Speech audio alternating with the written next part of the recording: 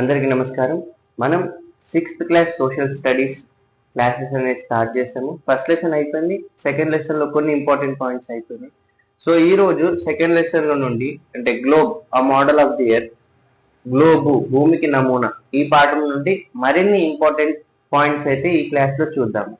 So ఇప్పుడు మనం చెప్పుకోబోయేది oceans and continents, అంటే మహాసముద్రాలు మరియు ఖండాలు. సో వీటి గురించి మనం ఇప్పుడు తెలుసుకుందాం.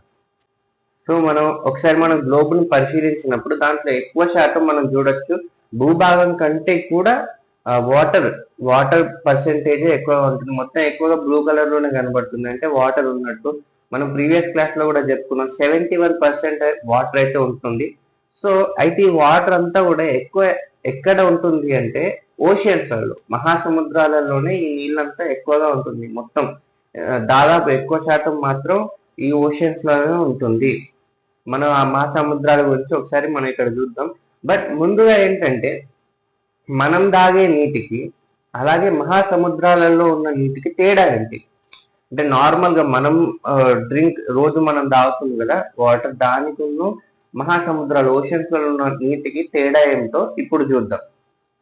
So difference between drinking water and sea water, అంటే మనం తాగే నీటికి అలాగే సముద్రపు నీటికి ఉన్న మెయిన్ ముఖ్యమైన తేడాలు ఏంటో చూద్దాం. అవి ఏంటంటే అంటే సాల్ట్ కంటెంట్, తర్వాత drinkability, purity, source and effect on the body. అంటే ఉప్పు పరిమాణం, తాగగలగడం, శుద్ధత, మూలం, అలాగే శరీరంపై ప్రభావం. సో సాల్ట్ కంటెంట్ అంటే మనం తాగే నీటిలో సాల్ట్ కంటెంట్ అనేది చాలా తక్కువగా ఉంటుంది. మనం ఈజీగా తాగొచ్చు, తాగడానికి సురక్షితం కూడా. బట్ అదే సాల్ట్ కంటెంట్ మనకు ఇక్కడ సముద్రాలలో చూస్తే 3.5% వరకు కూడా ఉంటుంది. 3.5%. సో హై, అంటే చాలా వరకు ఉప్పు అనేది ఉండడం జరుగుతుంది. అంటే ఇంత పర్సెంట్ ఉంటే ఎక్కువ ఉప్పు అని చెప్పొచ్చు మనం. అంటే అది అంత సురక్షితం, సేఫ్ అయితే కాదు. సేమ్ ఇక్కడ డ్రింకబిలిటీ కూడా, అంటే తాగగలగడం. ఓకే, ఉప్పు పరిమాణం సముద్రాలలో ఎక్కువగా ఉంటుంది సముద్రపు నీటిలో. డ్రింకబిలిటీ, తాగగలగడం మాత్రం మనం తాగే వాటరు, రోజు తాగే వాటర్ తాగితేనే మనకు సురక్షితం. కానీ మనం అది సముద్రాల నీటిని తాగితే అంత సేఫ్ అయితే కాదు. ఎందుకంటే ఇక్కడ ప్యూరిటీ ఎందుకంటే మనం తాగే వాటర్ ఎంతో ఫిల్టరేషన్ ప్రాసెస్ ఇవన్నిటి నుంచి వస్తుంది కదా, ఫిల్టర్ అయ్యి ప్యూరిఫై అయ్యి వస్తుంది మనకు మన దగ్గరికి రావాలంటే. కానీ సముద్రాల నీటిలో అక్కడ ఎంతో డర్ట్ ఉంటుంది, లేకపోతే ఆ సాల్ట్స్ ఉంటాయి, ఇంకేమైనా వ్యర్థాలు అవన్నీ ఉంటాయి. కాబట్టి అంత సురక్షితం, అంత సేఫ్టీ అయితే కాదు. అందుకే మనం తాగే నీరు శుద్ధంగా, ప్యూరిటీగా ఉంటుంది.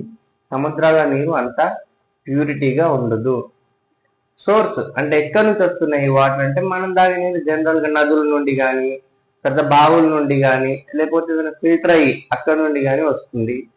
సో అందుకే మనం సేఫ్ అంటున్నాం. కానీ మన సీ వాటర్ ఎక్కడ నుండి వస్తుంది? సముద్రాలు, మహాసముద్రాల నుండి వస్తుంది. అంటే సీస్, ఓషన్స్ నుండి వస్తుంది. కాబట్టి అంత సేఫ్ అయితే కాదు.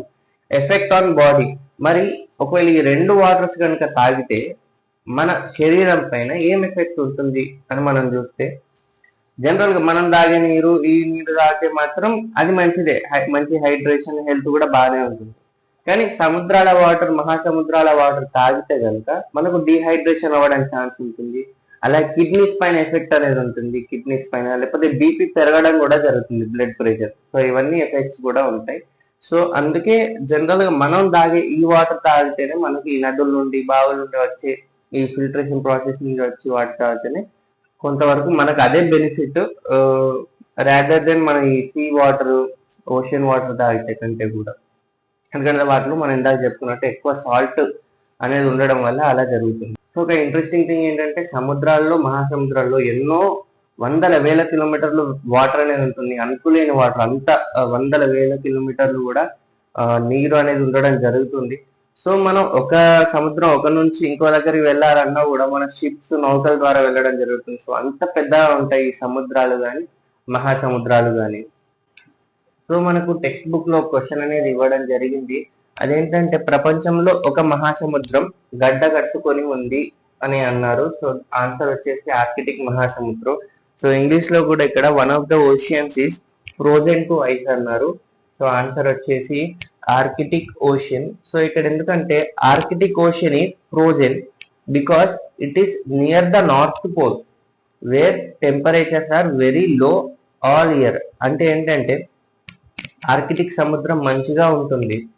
ఎందుకు అని అంటే అది ఉత్తర ధ్రువం దగ్గర ఉంటుంది. ఎందుకంటే మనకు తెలుసుగా నార్త్ పోల్ దగ్గర ఉంటుంది ఆర్కిటిక్ మహాసముద్రం అనేది, ఉత్తర ధ్రువం.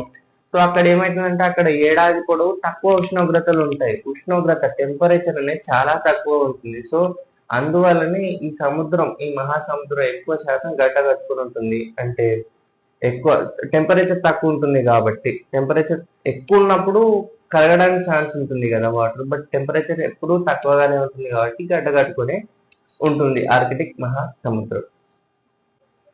సో ఇంకొక ఇంపార్టెంట్ పాయింట్ ఏంటి అంటే ఇది ఆల్రెడీ కరగడం అనేది స్టార్ట్ అయింది. ఎందుకంటే నార్త్ పోల్ దగ్గర టెంపరేచర్ అనేది ఎక్కువ అవుతుంది.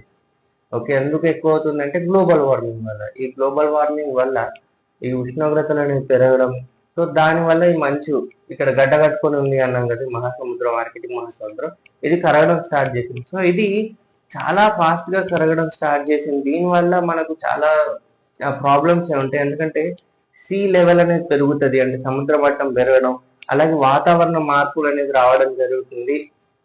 ఇవన్నీ కూడా మన క్లైమేట్ చేంజ్ లో ప్రాబ్లమ్స్ అనేది రావడం జరుగుతుంది ఇది ఇంతగా ఫాస్ట్ గా కరగడం వల్ల. 5 ఓషియన్స్ ఆన్ ఎర్త్, భూమి పైన ఉన్న పంచమహాసముద్రాలు. మనం ఒకసారి వీటి గురించి చూద్దాము.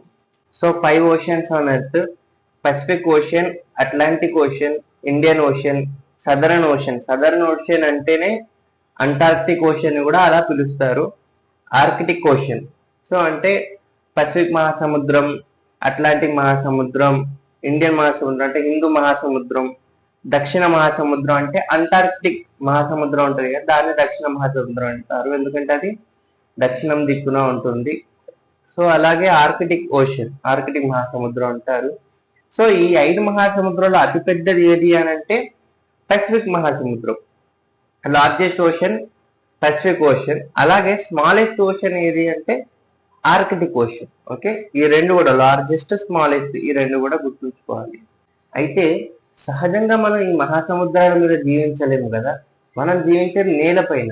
సో మనం ఒకవేళ గ్లోబుని చూస్తే అక్కడ వాటర్ ఉంటుంది, పెద్ద పెద్ద భూభాగాలు కూడా ఉంటాయి. సో ఈ పెద్ద ఈ భూభాగాలు ఏవైతే ఉన్నాయో వాటిని మనం ఖండాలు అంటాము, అంటే కాంటినెంట్స్ ఇంగ్లీష్ లో.